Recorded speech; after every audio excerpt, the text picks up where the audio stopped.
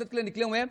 रिजवी साहब, अगर गाली ना दी जाए तो ज्यादा बेहतर नहीं होगा? क्योंकि तेरी पहन दी सिरी ये वाला फिक्रा जो है वो सोशल मीडिया पे इतना वायरल हो चुका है आपके नाम को लेकर कि आप जो है वो बात बात गाली देते हैं।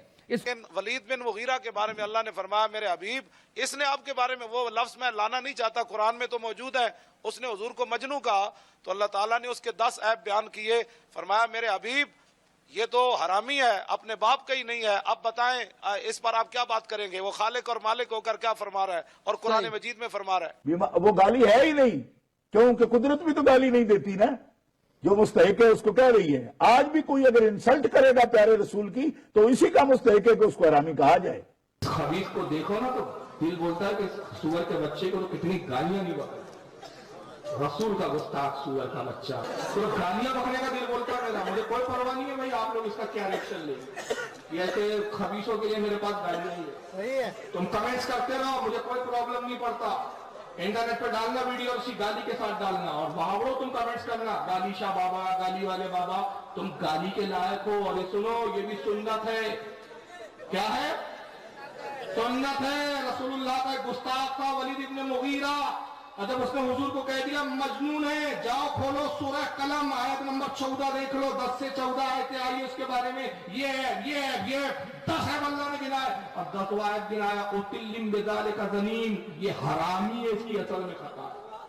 कुरान हरामी बोल रहा है। सूरह अल कलम को देखें, उतिल्लिम बाद ज़ालिका ज़नीम, जिस तरह वो रात गधा जानवर कुरैशा फरमा रहे थे, सूरह अल कलम की आयत करीमा हतुल्लिम बाद ज़ालिका ज़नीम, जिसका माना हमारी जबान में हरामी बनता है। गुस्ताखे रसूल कौन होता है? कुरान के अल्फाज में, और इसी तरह पहले गिनते जाएं 8-10 गालियां बनती हैं। इसी तरह कह रहा हूं कि आज भी अगर कोई गुलाम मुस्तफा किसी गुस्ताख को हरामी कह रहा है तो ये मत कहो कि वो गालियां दे रहा है, क्योंकि वो भी तो अल्लाह के तरीके पर कर रहा है।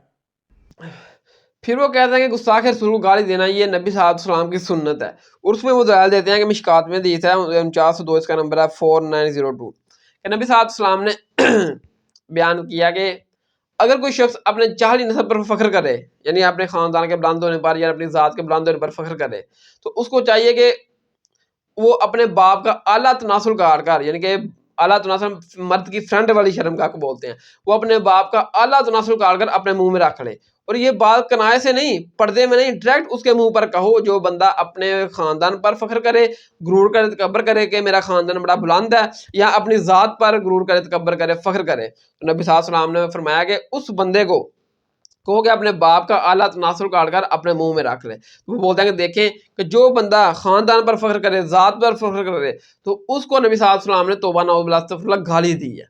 तो ठीक है ना। तो आप देखें कि यार ये लोग अपने बातल गलत अकीदे साबित करने के लिए अल्लाह ताला पर झूठ बोलते हैं, और नबी सल्लल्लाहु अलैहि वसल्लम की ज़ात पर भी ये लोग झूठ बोल जाते हैं। ठीक है, वो कहते हैं कि देखें जो बंदा खानदान पर फख्र करे, बड़ी ज़ात पर फख्र करे, नबी सल्लल्लाहु अलैहि वसल्लम ने तौबा नऊज़ बिल्लाह अस्तगफिरुल्लाह उसको गाली दी है। ठीक है, हालांकि देखें कि ये हदीस ही साबित नहीं है, ये ज़ईफ़ हदीस है। इसमें हसन बसरी मुदल्लस हैं, वो आंसर रवायत कर रहे हैं, और सही मुस्लिम के मुकदमे में लिखा हुआ है कि मुदल्लस की अनवर रवायत हरगिज़ काबिल कबूल नहीं होगी जब तक कि समा की तस्रीह मौजूद ना हो। तो इसमें भी हसन बसरी मुदल्लस हैं, आंसर रवायत कर रहे हैं, यह हदीस ही साबित नहीं है। इमाम मुस्लिम ने अपने मुकदमे में लिखा कि अगर आप सही हदीस के मुकाबले में ज़ईफ़ हदीस को तरजीह देंगे, बयान करेंगे, इस तरह दीन में बिगाड़ पैदा होगा। तो ये ज़ईफ़ हदीस है, जबकि इसके मुकाबले में सही हदीस हमारे पास मौजूद है, कुरान हमारे पास मौजूद है। कुरान में सूरह कलम के आयत में 4 में अल्लाह ताला ने बयान किया है कि महबूब सल्लल्लाहु अलैहि वसल्लम आप इखलाक के बुलंद तरीन दर्जे पर फायद है। सिर्फ अल्लाह ताला ने ये नहीं बयान किया कि आप में आपका इखलाक बहुत आला है, कुरान में कहा कि आप इखलाक के बुलंद तरीन दर्जे पर फायद हैं। और जो इंसान यार अपना इखलाक के बुलंद तरीन दर्जे पर फायद हो, वो क्या किसी को गाली दे सकता है? फिर से बुखारी मिशकात में दी था 5813 नंबर 5813 कि नबी सल्लल्लाहु अलैहि वसल्लम में कुंवारी लड़कियों से भी ज़्यादा शर्म हया थी। कोई कुंवारी लड़की हो जिसमें शर्म हया हो, वो अच्छे अखलाक की अमल हो, वो किसी को गाली देगी, उसके सामने कोई इस तरह की गुफ्तगू की जाए बेहयाई वाली, वो शर्मा जाएगी और उसको सुनेगी नहीं। और नबी सल्लल्लाहु अलैहि वसल्लम में कुंवारी लड़कियों से भी ज़्यादा शर्म हया थी, और कुरान आपके अखलाक की गवाही दे रहा है कि आप अखलाक के बुलंद तरीन दर्जे पर फायद हैं। और नबी सल्लल्लाहु अलैहि वसल्लम توبہ نعوذ باللہ استغفراللہ کسی کو گالی نکال سکتے تھے. ٹھیک ہے. پھر اپنا مشکات میں دی تھا 1918 نمبر کے ایک صحابی آیا, اس نے نبی صلی اللہ علیہ وسلم سے عرض کی کہ یا رسول اللہ مجھے کوئی نصیحت فرمائیے. تو نبی صلی اللہ علیہ وسلم نے فرمایا کہ میرے بچے کبھی کسی کو گالی مت دینا.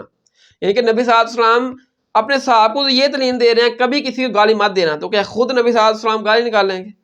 پھر سورۃ النام کی آیت نمبر 108 میں آیا کہ اللہ تعالیٰ نے قرآن میں بیان کیا اپنے صحابہ کو, نبی صلی اللہ علیہ وسلم کو یہ ایسا تعلیم درس دیا کہ یہ مشرکین مکہ کے جھوٹے معبود ہیں, لات عزا وغیرہ جو انہوں نے اللہ تعالیٰ کے مقابلے میں کھڑے کیے ہیں کہ یہ لوگ اللہ تعالیٰ کے مقابلے میں روز قیامت ہمارے سفارش کریں گے اور ہمیں چھڑوا لیں گے.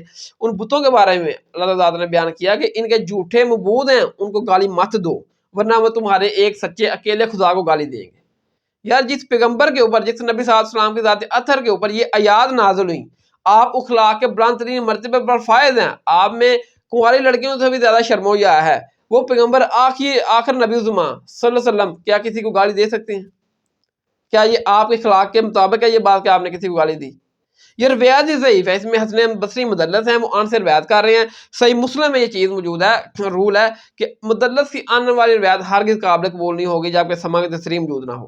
اور امام مسلم نے یہ ساتھ میں لکھا کہ اگر ہم صحیح حدیث کے مقابلے میں ضعیف حدیث بیان کریں گے تو اس سے دین میں بگاڑ پیدا ہوا. اب دیکھیں یہ ضعیف حدیث تھی جس میں انہوں نے رزلٹ نکالا کہ نبی صلی اللہ علیہ وسلم نے توبہ نعوذ باللہ استغفراللہ گالی دی اس بندے کو جو اپنے خاندان کے اوپر فخر کرتا ہے, اپنی ذات کے اوپر فخر کرتا ہے. تو دیکھیں یہ ضعیف حدیث میں نبی صلی اللہ علیہ وسلم کی گستاخی ایک قسم کی نکل آئی. یہ تو نبی صلی اللہ علیہ وسلم کی شان میں گستاخی ہے کہ کوئی بندہ یہ کہے کہ نبی صلی اللہ علیہ وسلم نے توبہ نعوذ باللہ استغفراللہ کسی کو گالی دی ہے, جبکہ قرآن کہہ رہا ہے کہ آپ اخلاق کے بلند ترین درجے پر فائز ہیں, آپ میں کماری لڑکیوں سے بھی زیادہ شرم و حیا ہے. صحیح حدیث تو یہ کہہ رہی ہے آپ میں کماری لڑکیوں سے بھی زیادہ شرم و حیا ہے. تو اب دیکھیں کہ ہمارے علماء کوئی لحاظ نہیں کرتے اور ضعیف حدیث صحیح حدیث کا فرق نہیں کرتے, وہ اس طرح ضعیف حدیثیں بیان کرتے ہیں اور نبی صلی اللہ علیہ وسلم کی شان میں خود اپنے زوم میں گستاخی کر گزرتے ہیں اور سمجھتے یہ ہیں کہ یہ کسی دوسرے کو گستاخ کہہ رہے ہیں. وہ کہتے ہیں یہ ہیں کہ گستاخ رسول کو گالی دینا یہ نبی صلی اللہ علیہ وسلم کی سنت ہے, اور حقیقت میں یہ ضعیف حدیثیں بیان کر کے خود نبی صلی اللہ علیہ وسلم کی شان میں گستاخی کر رہے ہوتے ہیں, آپ کے اخلاق کے اوپر حملہ کر رہے ہوتے ہیں یہ ظالم مولوی. جبکہ آپ کے اخلاق کی گواہی تو قرآن دے رہا ہے کہ آپ اخلاق کے بلند ترین درجے پر فائز ہیں. نبی صلی اللہ علیہ وسلم نے خود کسی صحابی کو درس دیا کبھی کسی کو گالی مت دینا, اور نبی صلی اللہ علیہ وسلم خود کسی کو گالی دیں گے؟ نبی صلی اللہ علیہ وسلم میں کنواری لڑکیوں سے بھی زیادہ شرم و حیا تھی. آپ شرم و حیا اخلاق کے بلند ترین پیکر تھے, یہ قرآن بول رہا ہے, قرآن کہہ رہا ہے یہ.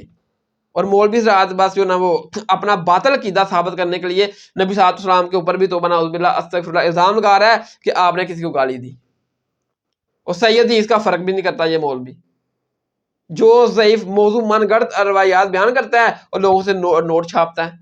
ٹھیک ہے نا. اب محفلوں میں دیکھ لیں آپ, ربیع الاول کی محفل کوئی بھی وہ زیادہ تر ضعیف اور موضوع حدیثیں بیان کر کے لوگوں سے پیسے چھاپ رہے ہوتے ہیں, یہ ٹوٹل دین لے کر چاہ رہے ہیں.